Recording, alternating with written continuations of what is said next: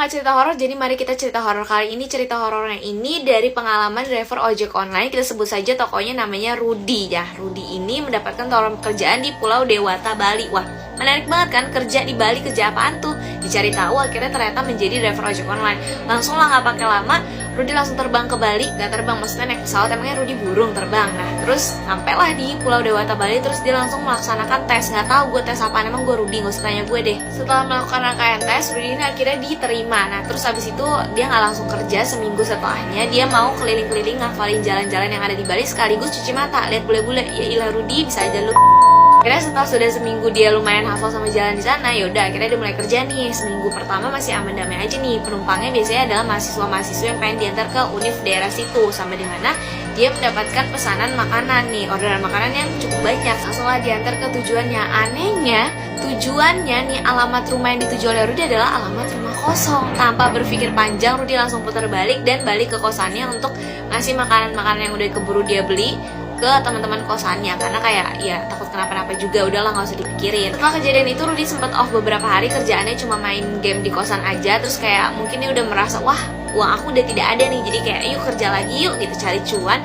Baru banget dia nyalain aplikasi driver ojolnya ini, langsung dapat orderan makanan. Itu pas banget azan maghrib, terus langsung dibeli sama dia, terus langsung menuju ke alamatnya. Ternyata itu adalah perumahan elit. Pas masuk ada satpam dong ya kan, sapa dulu, Pak mau antar makanan, permisi. Terus kata bapaknya, iya masuk aja mas, silahkan. Setelah sampai rumah yang dituju, akhirnya si Rudy kan ngechat lewat aplikasinya, terus juga sempet nelfon karena di chat nggak dibalas. Terus akhirnya dijawab sama yang pesan, kayak mas udah di mana, ditanyain kan. Terus kayak, oh saya udah di depan mbak, saya udah mencet-mencet bel juga. Terus kata si yang belinya kayak, oh ya sebentar saya turun ya. Dalam masa itu keluar wanita berumur 20-an, dia pakai kaos lengan pendek sama hot pants, terus ngasih uang ke Rudy. Terus kayak dalam hati Rudy, wah gede banget. Apanya? Nominal uangnya. Akhirnya dia bilang, loh mbak ini uangnya nggak ada kembalian. Oh ya udah sebentar saya masuk lagi ke dalam untuk ngambil uang pas ya, kata si mbak Cici ini. Terus si Rudy bilang, ini sekalian aja bawa makanannya ke dalam.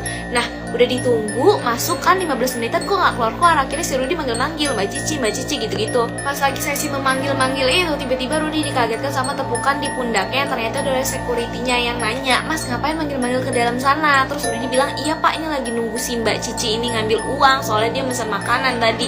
Terus langsung ditarik sama security-nya, coba sini dulu deh mas. Terus kenapa pak? Masnya nggak tahu itu tuh rumah udah kosong, pemilik rumahnya udah meninggal dan keluarganya udah pindah setahun yang lalu. Gak percaya, disuruh dibantu kan. Dia bilang, kok masa iya sih pak, orang tadi itu ada mbak-mbaknya kok keluar, dia ngasih uang nominalnya itu gede, jadi saya minta uang pas, makanya masuk lagi ke dalam.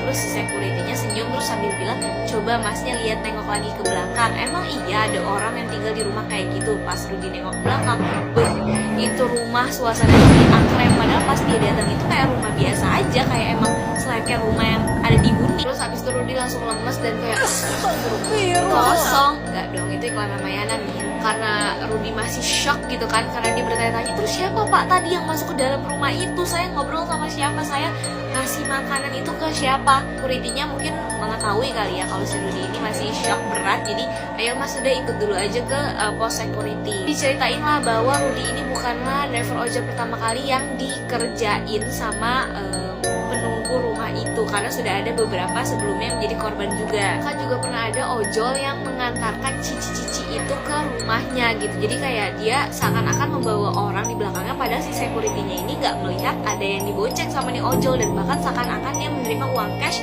dari si penumpang alias si cici-cici ini, padahal itu kosong yang dia pegang.